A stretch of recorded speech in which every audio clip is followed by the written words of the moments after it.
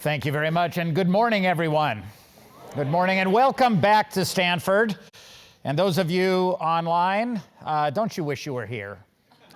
So we wish you were here too, but we understand somebody has to work. So it's great to see a lot of old friends and welcome you back. I quite enjoy speaking with the alums because in contrast to what I do in my regular classes, I don't have to try to explain history as much. And so it actually, I'm serious, it's much easier because if you're talking on where great firms and where great leaders come from, there's been a lot of rewriting of history over the years. And so there's a little bit of grandpa explaining to the MBAs what really happened at certain times. And so we'll tell a few of those stories. One thing I would like to say for you, though, is that anytime you want to ask a question, throw up your hand and come out, or just come up to the mic, and I'll just stop and go ahead and ask the question. So I've structured my remarks to maybe raise a few ideas that you might find interesting, but also to allow for time for you to ask questions. So you can ask questions anytime by coming up to the microphone, and if you raise your hand, wave at me, make sure I see. So let's start with an observation that does come out of the research, but also just out of my own experience and probably out of your experience. We are really bad at predicting, but we are really good at retrospectively rationalizing. And I mean that not to be cynical. I am big on retrospective rationalization, and I think it's an important part of leadership because you do have to make sense out of why people come to work. And in that sense, leaders are always looking back at things that have happened and explaining to people why it makes sense. But when you look at the track record, when you combine our talent at retrospective rationalization with our incredible inability to predict. So I remember in the classroom, it was 1993, and I was doing a case study of a software company that had made a product that could manipulate photographic images digitally, but on a low-end personal computer pretty efficiently. And the entrepreneur was from France. He and his team had come over from Toulouse, decided they'd be here in Silicon Valley, and they had set up, his name was Bruno de Leon. Some of you may remember Bruno, a real whiz kid in software, and had come up with tremendous innovation that is still there in your digital technology that you carry around. And we had the normal class session where we do the case study and the students are asking questions and we're talking. And then at some point, with his amazing French accent, I wish I could talk like that, he starts to say that, now remember what year this is, 1993. So the first browsers are just being created. We're not talking about the World Wide Web yet. There's some discussion of it. Of course, the internet and BitNet and other such networks already existed for scientists and academics, but the world's about to change. And he says, I envision a world where in just a couple of years, everyone's carrying around small computers with the main purpose being to trade photographs back and forth with each other. Okay, now, the best part of this, and I have it on film, okay, is the look on my, so I'm standing kind of off to the side, you know how we've got the visitor there and he's sort of going on like this. And the students are looking at him and they're looking at me, rolling their eyes, okay? And maybe some of you were in that class, and so you could, at the end of the term, you know, when you get the professor gets graded by the students, right? So I'm looking through and, you know, well, Barnett's okay on this and Barnett's, but get rid of this De Leon guy and get a real business in here because this guy's a whack job. He's a crazy. That's the problem. When we do predict the future, nobody believes it. Nobody believes it. Nobody believes it. And I remember, sort of giving lectures on industrial evolution and a lot of the things we talk about nowadays with disruption. We were talking about it, of course, even back in the 90s. And by about 96, I remember teaching the strategy, 95, I was teaching the strategy core course, and one of the MBAs was sitting in the right, in the front center. She raises her hand. I'm going on about how industries change and new firms come in and old firms die. And she says, Professor Barnett. Now you have to realize at that time I had a lot more just hair and red in my beard and everything. But nonetheless, I was an ancient man to her. And she said, Professor Barnett, this sounds like a theory of the olden days.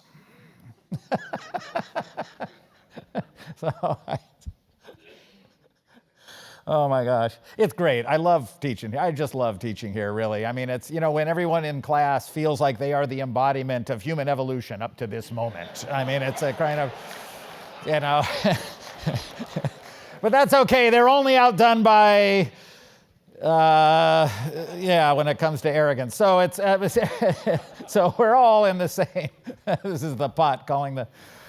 So, I sort of looked at her and said, well, what do you mean?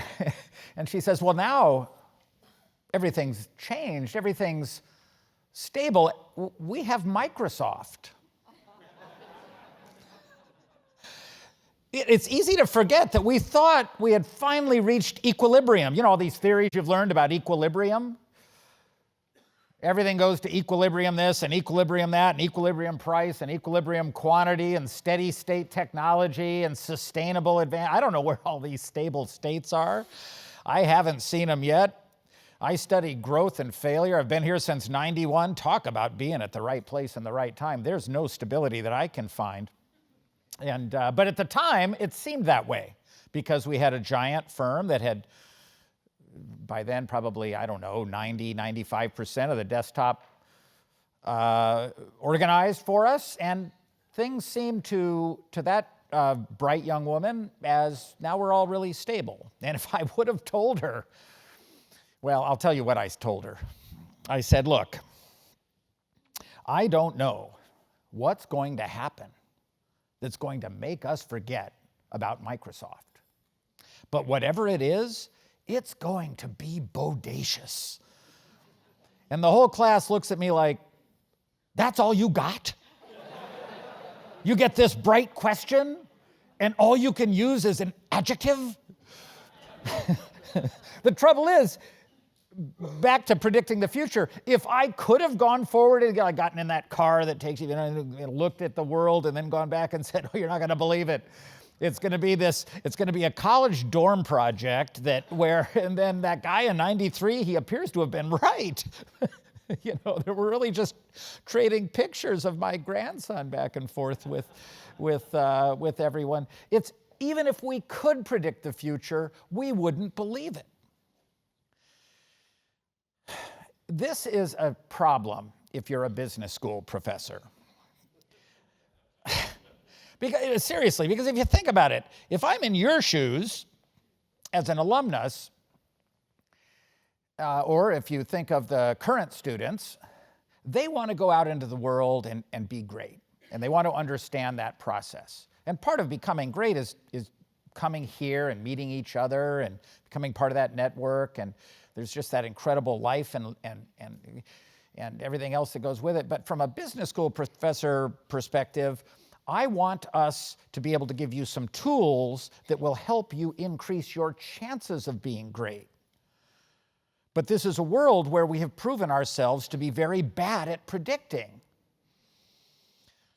which is a quandary if you're me and my colleagues like me. Well, of course, we've known about this quandary for some time, and we could all tell stories of companies that discovered their greatness. You may remember Apple Computer, when it was a computer company. If we just look at the 1990 to, 2000 to 2016 period, never mind everything that went on before. A lot of folks in here, we could talk about that. That was also fascinating. But if you go just back to the year 2000, Steve Jobs was being rehabilitated. Right? He had just come back to Apple, had been fired several years before. On the East Coast, there's a business school which in 1996 featured Steve Jobs as the example of how not to lead. It was their first case study, the Donna Dubinsky case. He fired Donna because she thought and talked at the same time. She leaned in. And it's a downside of leading in. And of course, she's amazing as a leader, went on to be a very successful entrepreneur, now venture capitalist. And so that particular leadership development program, which is a very good program, led off with the Donna Dubinsky case, depicting that's not how to be a leader. I can tell you that by about 2004, when I would give lectures like this anywhere in the world, I often ask the question, who's a great leader, to sort of warm up the crowd. And depending on where I am, you get really interesting answers. See, in Zagreb, the answer was Genghis Khan. Okay. In Peoria, it was Jesus Christ. The Prophet Muhammad was raised as a possible candidate for great leader in Dubai. And I could go down the list. In Moscow, you can guess. So that was Putin, but that's close. But they always say Steve Jobs. They always say Steve Jobs. So you go from being how not to lead in 95, 96, to being ranked 8 years later alongside Jesus Christ, the Prophet Muhammad, and Genghis Khan as one of the great leaders to have ever existed in human history. We are so bad at predicting. We are so good at retrospectively rationalizing. And how easily we forget. And I think you can relate with me on this because you remember some of these times. So iTunes, introduced in 2001 with no iPod and no store. It was a jukebox where the strategy was to make the desktop computer more valuable, so that maybe Apple could pull out of its 3% of market share doldrums versus the Windows-based Intel Windows PCs. That was actually the strategy at the time. A couple of years later, the store is introduced, and Apple is shocked by the 10 million downloads of songs. They suddenly find out they're selling more music than they are computers in 2003, and the strategy begins to change. Do you remember the hell freezes over announcement? Remember, the strategy was to have the Macintosh beat the PC on the desktop. But suddenly they're selling more music than they are computers. And that's just among people with a Macintosh, because iTunes only functioned at that time on an Apple computer. So Steve Jobs stepped out and put up a big, the black outfit and the big screen with the, and it said, "Hell freezes over." Anybody remember what they did?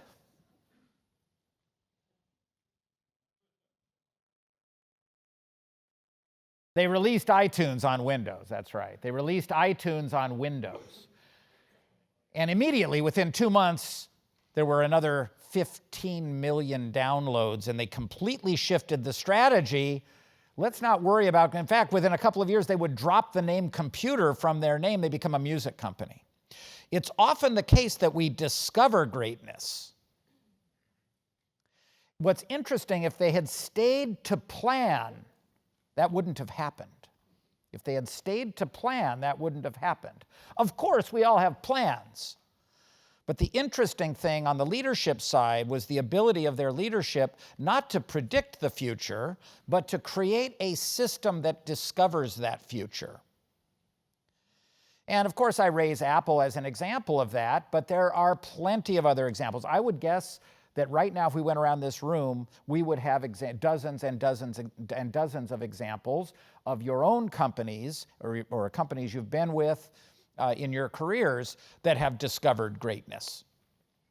Because in the years since about 1985, plenty of research has been done to trace the histories of firms.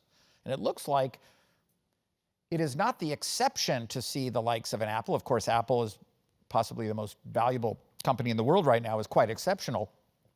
But that story of discovering greatness is the rule, not the exception. Let's talk about CEMEX. We're in a theater that is endowed by CEMEX, and so we're required to talk about CEMEX. So Mr. Zambrano. So no, seriously though, I love the CEMEX case because everybody, when they hear these discovery stories, Airbnb, it starts out with 3 techies and they lose a roommate. And if you're a techie, whenever you have a need, you write a web page, right? So if you're hungry, you write a web page. You're lonely, you write a web page. So they lost a roommate, let's write a web page, right? So, and sure enough, people start landing on it. They want to rent the couch and, oh gosh, we can make this a business. And then they want to make it so that at events like South by Southwest, or they were politicos, so around 2007, 2008 at the Democratic National Convention, the first of the Obama conventions, I said, we'll use this website to help people find a place when they go to the convention. It really didn't work very well for event organizing. It turns out people plan when they go to conventions and get a room. They just show up in town, oh my God, a room, right? They'll make a web page. So, and one of the big problems they had making it work were all these people were trying to use the website just to rent from each other. And and then they were trying to figure out, how could we stop this? Don't they understand our strategy? We're trying to do event. If they had succeeded in their plan, they would have been worth millions. I think that reaction tells me you have some sense of what Airbnb is worth now. And I don't know, is it 30 billion? I don't know what the number is now. More than Marriott. At some point they said, wait a minute, this bothersome problem we have of all these people trying to use the website. We're trying to improve the desktop. Wait a minute, we're selling how much music? This discovery process goes on in company after company. And a lot of people think it's only tech companies. Happened at CEMEX. And some of you will remember this because we have an age-old CEMEX case I still keep in the curriculum because I love it. People think I'm required to teach it, but I'm not. I love it. Mr. Zambrano, the senior, had gone decades ago, had acquired a couple of companies in Spain. The intent, the strategy, was to smooth out the business cycle for CEMEX, right? Because cement is very based on construction, very cyclical, high fixed cost business. You're operating only in Mexico, then you're really beholden to that business cycle. And he thought, well, if we were in multiple countries, we would have counter-cyclical movement of the business cycle. And that was especially difficult at the time because now we're a little bit better with financial hedging for that kind of dealing with that kind of cyclicality, but finance markets had a little more trouble with that at the time. CEMEX, as one of the Mexican grupos at the time, had also more trouble accessing some of those international finance markets. They get over to Spain to do the typical post-merger integration. They send over their team of managers and engineers trained at Monterrey Tech. And these folks are whiz kids when it comes to state-of-the-art manufacturing, operations, logistics, supply chains. They put in truck tracking, they clean up the accounting systems, they've dramatically improved the performance of the Spanish facilities. Well, it turns out most cement companies in the world decades ago were sleepy kind of monopolies because of the nature of cement and transportation costs. They're typically the only game in town, often government sponsored and so forth. And CEMEX was vastly more efficient because of the fact that they hire so much out of Monterrey Tech. And At that point, Zambrano says, wait a minute. If we're that good that we can dramatically improve the performance of those Spanish acquisitions, let's write up a set of routines on that. And now let's do it to ourselves. It's one of the few firms I know who has had the courage to post-merger integrate themselves. Right? Because we all like to post-merger integrate other people.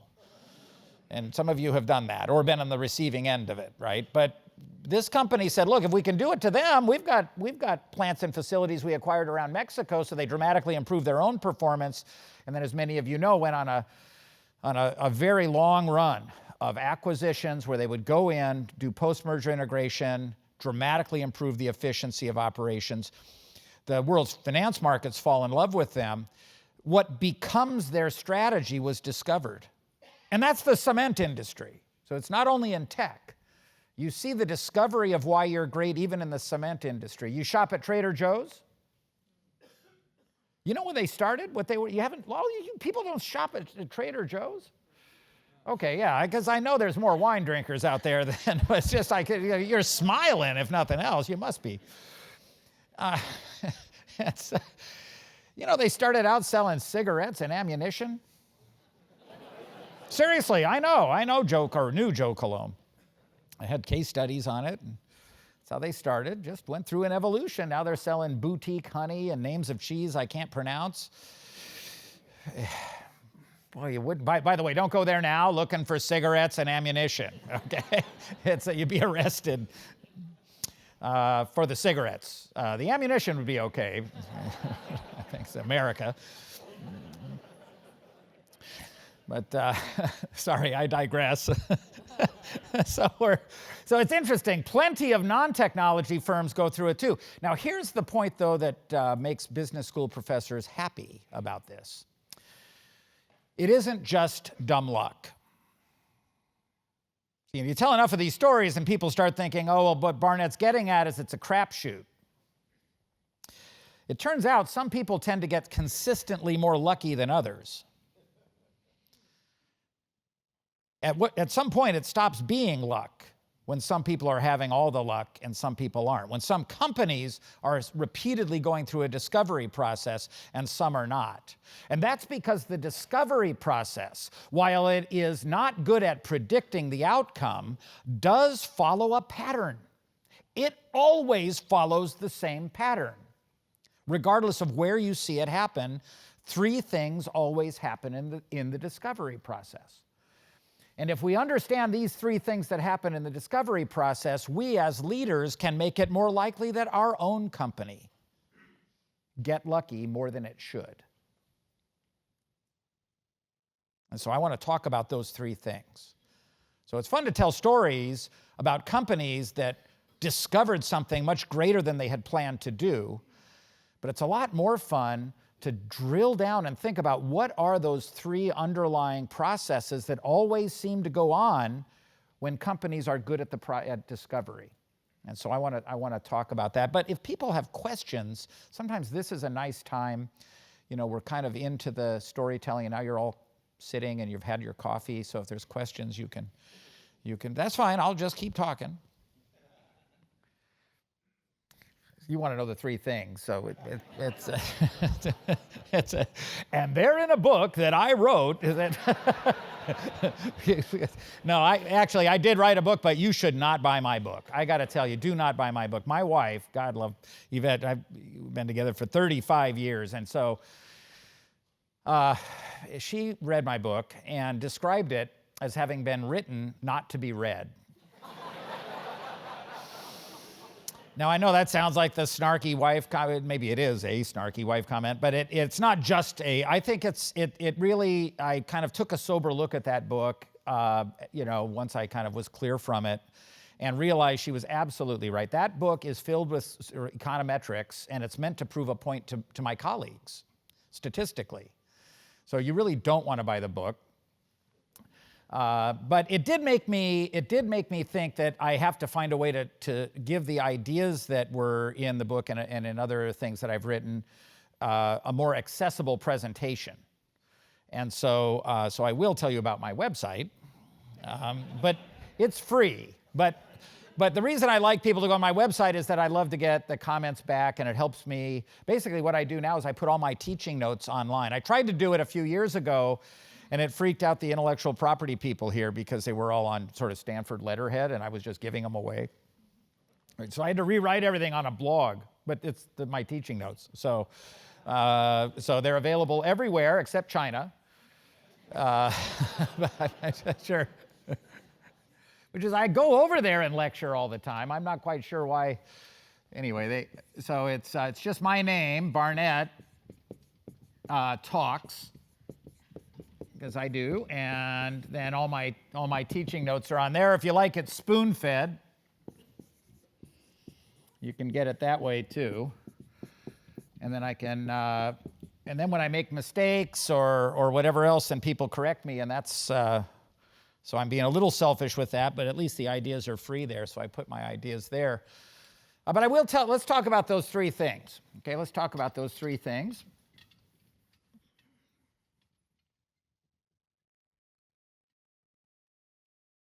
And the first thing we need to talk about comes down to what happens when you have a good idea, an innovative idea.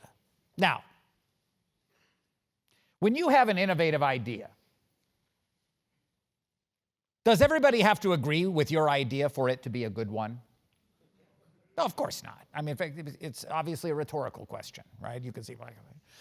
If nothing else, you wouldn't come to a Stanford event and expect, no, I only want to think about something if everyone, it's kind of being here, it's kind of all. When you have an innovative idea, what's the first thing you do? You tell somebody, exactly, you tell somebody. What if they don't like it? What do? You tell somebody else. Absolutely, there's plenty of research on this. That's exactly what happens. Hopefully, you tell somebody else, hopefully who hasn't talked to the first person you told, because it's interesting, though, because less than 60 seconds ago, you told me it really didn't matter. But it appears to matter a lot.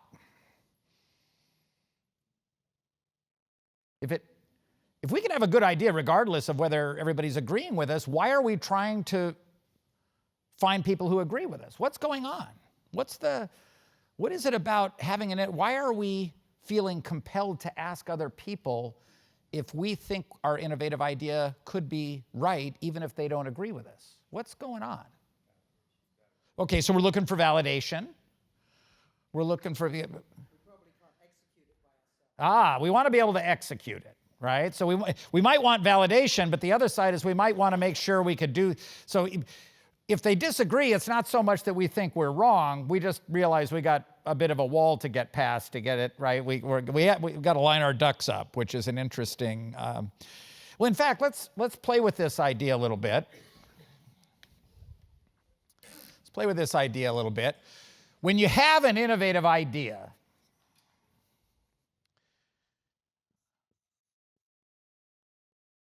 you might be right. Can you see that?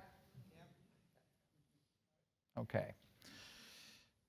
But you might be wrong. You might be wrong. This isn't like good, bad. It's like correct, incorrect, okay? You might be right, but you might be wrong. And you know it. And you think about it, when it comes to innovation, if you know you're right, it's probably not an innovative idea. Right? If you got to kind of,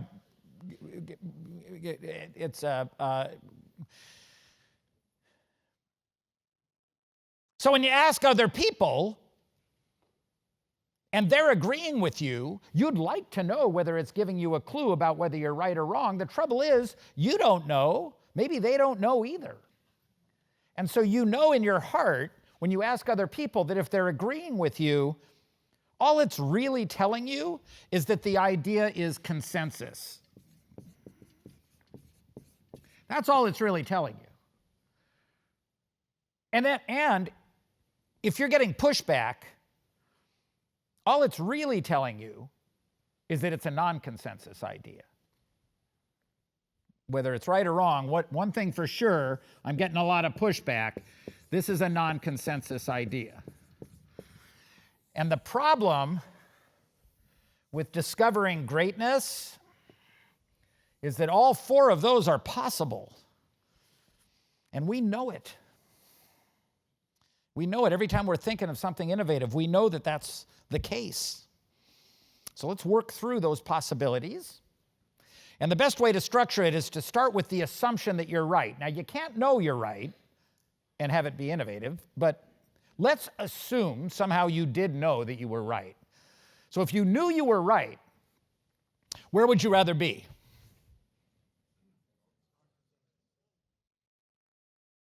What's the argument? So I've heard both coming up. So what's the argument for consensus?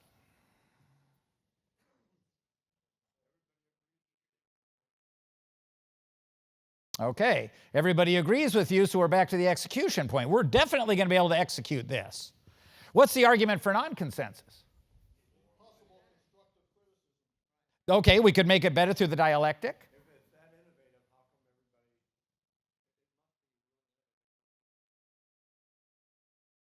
Okay, yeah. You'll certainly be out in front, right? You're going to be out in front. But it's going to be hard to execute. We got to give the execution people that. See, now you're the execution guy. For the rest of the day, you're like Mr. Execution, which can be good. This is the way I think of it.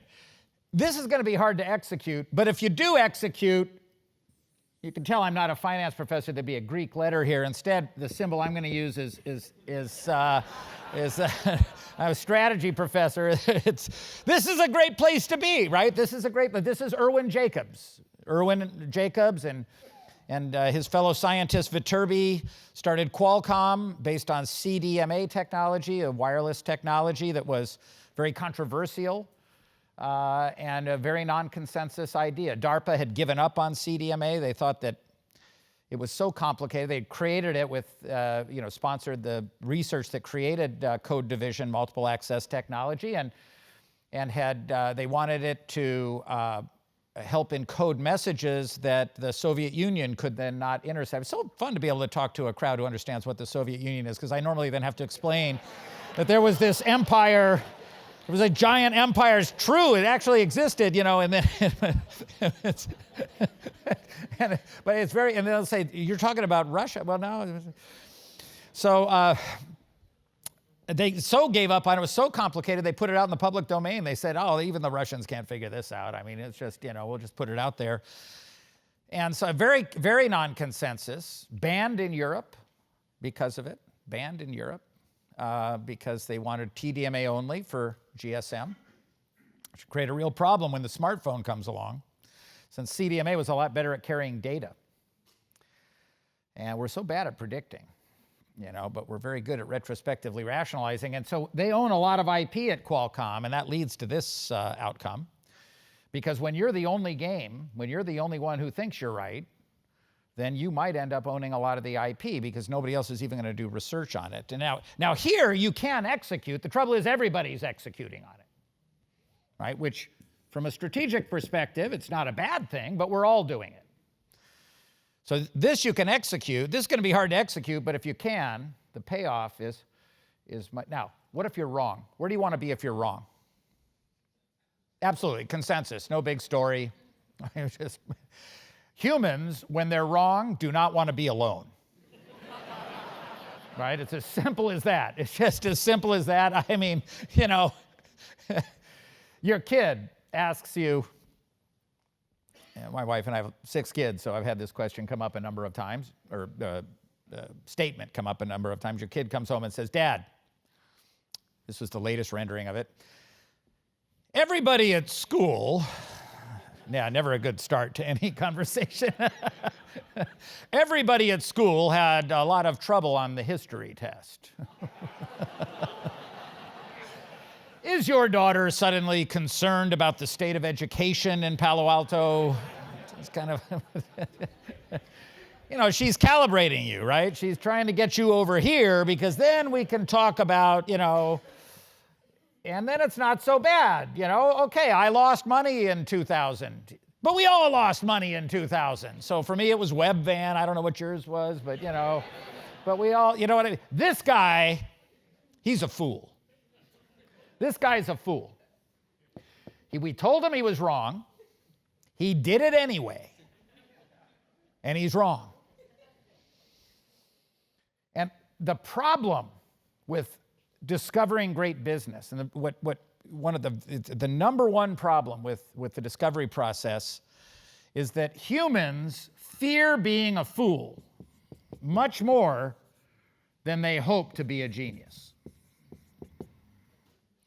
And as a result, they're quiet about their non-consensus ideas. They're asking people. They realize it's non-consensus.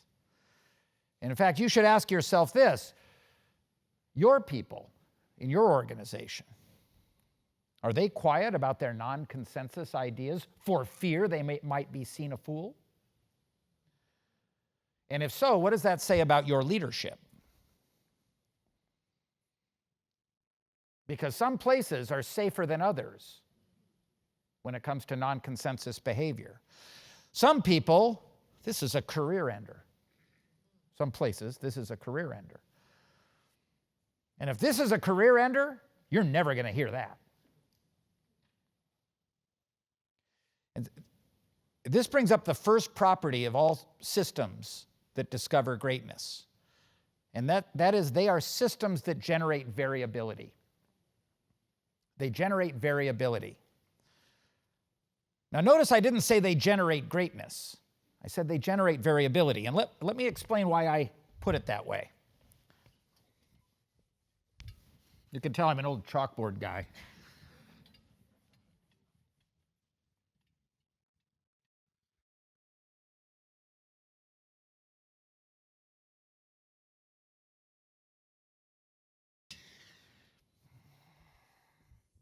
If you think about the innovative process, all innovative processes, including companies, are producing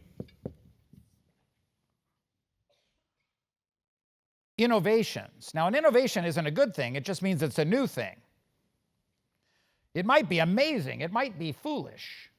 And the point on innovation is we don't know until we try the difference between folly and genius. Remember the stories of Bruno de Leon in 1993 and the end of industrial evolution in 1995 and how we're so bad at predicting. With that lesson in mind, new ideas, new possibilities come along. They might be foolish. They might be genius. The year that Google was found, I don't know what the distribution looks like. That's optimistic. Maybe the distribution is that there's a lot more foolishness out there. I don't know what the distribution looks like. The year that Google was founded, if you look in the archived press at the time, everybody knew that search was not a business. We had seen the failure of Alta Vista and Excite and Lycos, and you name your favorite dead search engine. And so there was a lot of talk that, well, search is necessary. Maybe it's a public utility. We'll have PG&S. Right? Or PG&ES, I don't know. Now, my marketing colleagues tell me that search is clearly the most valuable business model in the history of humankind. We are so bad at predicting, and we are so good at retrospectively rationalizing. And so at the time, we don't know what's here or what's here. And this is generally true, by the way. This is generally true. I mean, it plagues all attempts to increase innovation.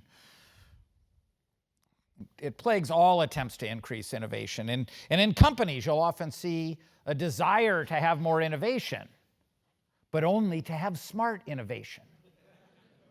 Now, can we really get away with that? Yeah, I don't think we can either. I don't think we can either. The city-state of Singapore, one of the great miracle economies of the world, has a lot of different programs to try to improve its economy. It's an amazing place. Some of you may have spent time in Singapore, maybe from Singapore. But they actually tried to do this, and their experiment is worth thinking about. They noticed that Singapore was very efficient but wasn't being innovative enough. And a few years ago, had one of their campaigns focus on increasing spontaneity. So they wanted to bring people in from the arts and music and create more of a Greenwich Village feel to Singapore. Now, the trouble with being a street musician in Singapore, okay, I'm remembering my youth. All my college and graduate school was at Berkeley. So sometime you want to take a field trip up there, not all together. Not all, they'll know if you get somebody out, the dean out in front, you'll all go up. But go just independently up to Berkeley and check out the street musicians. That's not a pretty sight, you know. And so when the street musicians started showing up in Singapore, they have a cleanliness campaign. They took them aside, issued them a poncho and a playlist. They could play Peter, Paul, and Mary lyrics. And so this is true. This is actually what happened. I think Puff the Magic Dragon had a meaning that was not understood by the... we understood it in Berkeley, I can tell you. So you see what's going on. They say, we want innovation, but we've been to Berkeley. Okay? And so they say, no, what we're going to have is we're going to have innovation, but we're not going to have any of this. We're not going to have any of this. That's much better. That's much, oh my gosh, what happened?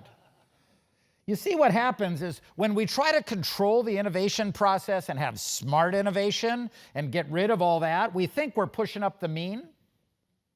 What we're doing is we're pushing down the variance.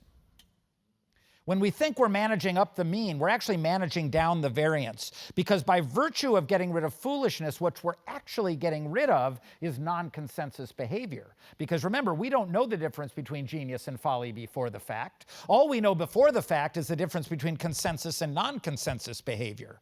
Bob Dylan can't sing. I think he just won the Nobel Prize. I think we'll cut him some slack on his ability to hit every note in the scale. And I'm sure we would have cleaned him out. You see what I'm getting at here? There's even there's a historian of science who has looked at all of Albert Einstein's work and found mathematical, actually just arithmetic errors. I tell you what, if you can come up with a general theory, we'll cut you some slack on your arithmetic. Right? And that's the idea that, you know, in the search for genius, if you want genius, look for systems that create foolishness. If you find a system that's creating foolishness, there might be a chance of genius. If you're finding a system that never does anything foolish, there's no way you're getting genius. So that's the first property of these systems. If you want your organization to discover greatness, it has to do something different. Not only different, it has to do something different that is non-consensus. So start thinking about business plan competitions. The consensus pick, not genius. In fact, what I want to see in a business plan competition is the plan that generates the biggest argument. Right? The future Irwin Jacobs. You kind of see where I'm going with that. So you got to manage for variance. Now, managing for variance is something you can do in some companies, you can't do in others. I get kind of, with being an ancient professor, you get more phone calls to go talk to people in companies. So I get calls all the time from people who should really be behaving predictably. And they say, oh, we want some of this innovation stuff. I said, no, you really don't.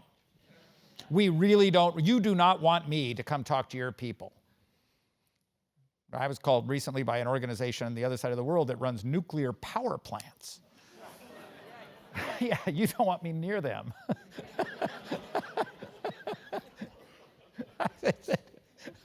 I want you to do it so predictably. I want you to be Mr. Consensus, right? The guy who flies my airplane, the person who flies my airplane, I want them to take off and land the exact same way every time, right? So there's plenty of contexts where I don't want experimentation and foolishness.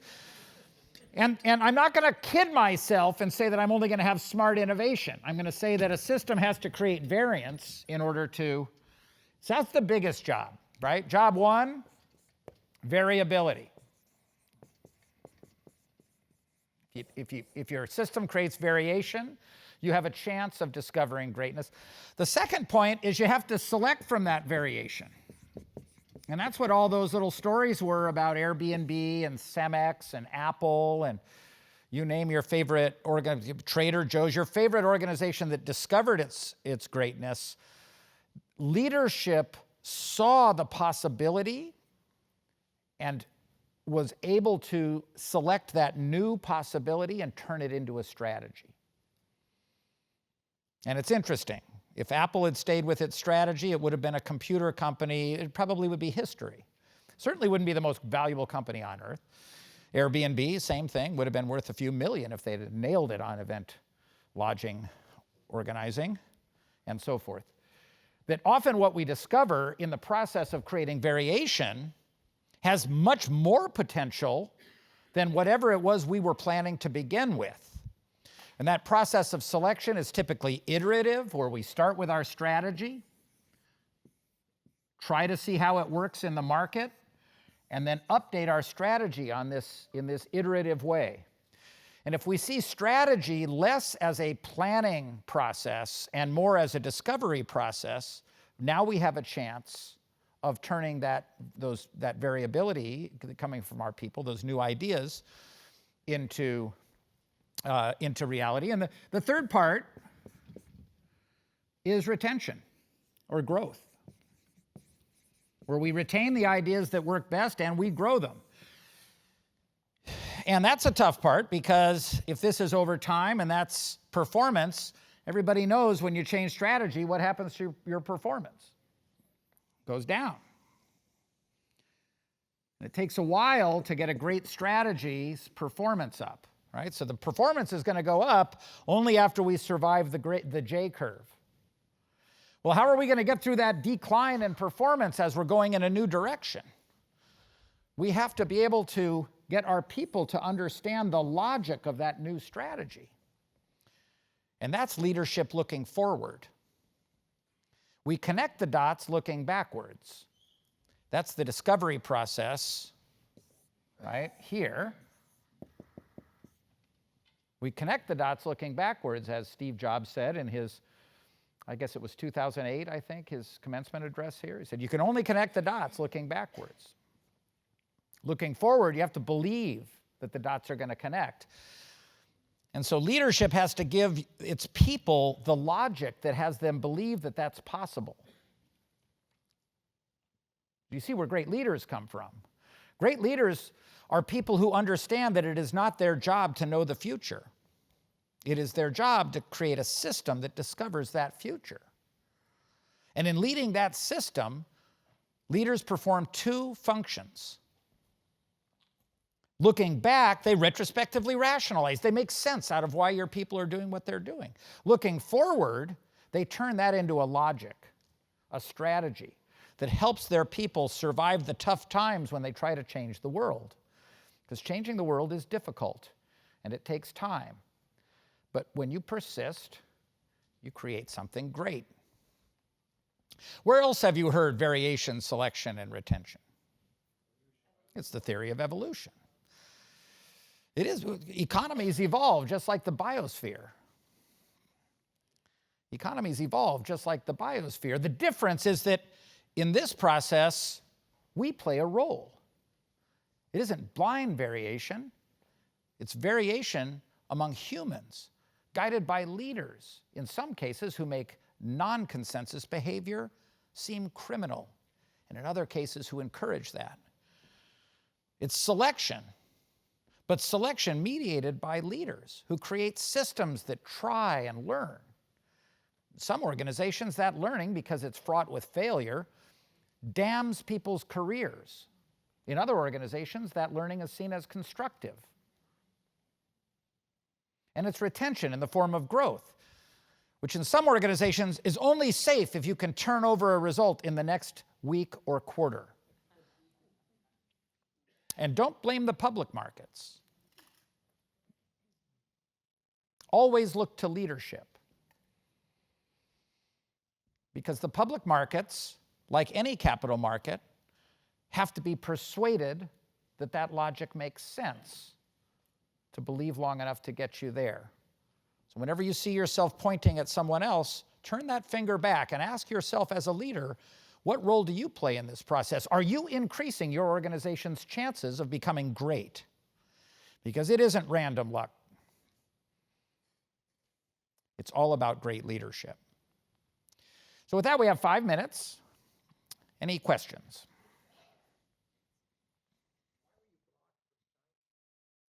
Okay, the question was, why was I blocked from China? I'm not blocked from China, so I go to China freely. Well, not freely, I got to get a visa and do the whole thing. But it's just, you can't, I'm not really sure why. I don't think I said anything too outlandish, but you can't reach my blog from China. So yeah, no, I wish there was a great, really interesting story where I had to, like with Tom Cruise getting in a jet and escaping, but it was just really, they just don't like my ideas. Given your lecture, can you give us some good questions to ask at the next lecture on the 2016 presidential election?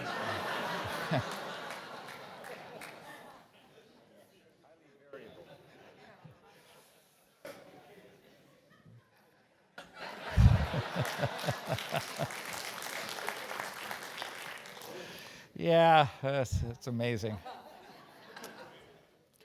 No, I'm not going to say anything. So we're just gonna let somebody ask another question. So, because you're going to have a whole talk on that with people who. Okay, it looks like we have a questioner coming up here, and then I'll come to you. Go ahead. Question about measurement in this whole process. Yes. Right? So when a lot of these company examples, you said they were measuring things and they realized then to shift paths.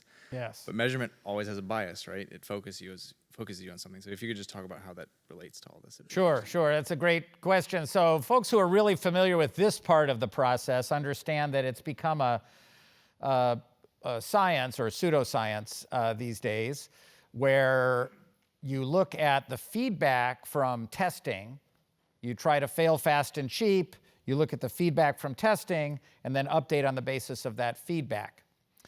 And those of you who've studied the engineering of searching for of local search and iterative optimization, if those terms are appealing to you, you know that this kind of measurement suffers from a variety of problems that often are talked about as bias. So probably the biggest problem is that it keeps you extremely focused on short-term results. So if you look here, if we're doing A/B testing of our new idea here, we're going to pivot. People love pivoting these days. You got to just go have a glass of wine on University Avenue and listen to the young people talk, and they all say the word pivot all the time. And so the recipe is that you try something, it doesn't work, you pivot, you're rich. That's the recipe. So the problem is that great firms, if they pivot here, they never get there. And so you do want to pivot if the very logic that you think is true here is failing its test. But if all you're doing is just looking at a result without thinking through the logic of the business, you want to think again before you pivot. A second problem you can run into is that even if the results are speaking to the direction of your firm, you can get false positives and you can get false negatives, right? So a false positive is where you think you did a good job, but actually it's the thing you did is a bad thing. You just got a false positive. And a false negative is where what you're doing is a good idea, but your results are saying it was a bad idea. That's a false negative. Now, what's better, a false negative or a false positive? Yeah, everybody loves false negatives better because that means you're right. But here's the problem. False positives are self-correcting. False negatives are not. Because if I get a false negative, I'll pivot. And I won't realize I was right. A false positive, I'm going to do it again. And then I'm going to find out, hold on, well, turns out that was not correct. So you actually get a larger sample. The great Professor March, some of you had when you were here, has an article on the issue that the young man raised. People don't read the article so much, they should. They definitely read the title, Learning from Samples of One or Fewer. Don't you wish you had written the paper with that title? I don't like, even if you know what I mean. It's and that's exactly what happens with a false negative. Is you say, oh my gosh, I've done that, and boy, you should see what happened. I'm pivoting, And so you want to run the test again. There's a sense in which we have to try to get to a sample size that resembles something decent. Of course, big data companies have massive amounts of data and can do that. But when it comes to strategy, we'll often run the test just once and then shy away. And so we'll come to this gentleman, and then we'll come to this gentleman, and I think then we'll probably have to close. So yeah, go ahead. Could you explain how, or even if, your theory would apply to either the not-for-profit sector or, more importantly, government? Sure. Yes. Absolutely. It applies to both. This way of looking at the world does apply to both. But